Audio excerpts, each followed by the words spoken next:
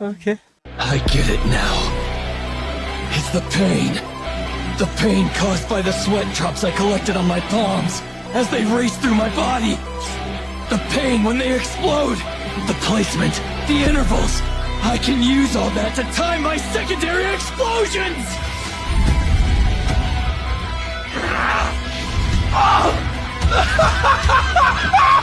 I'm going too fast! Honey, look, it's our son.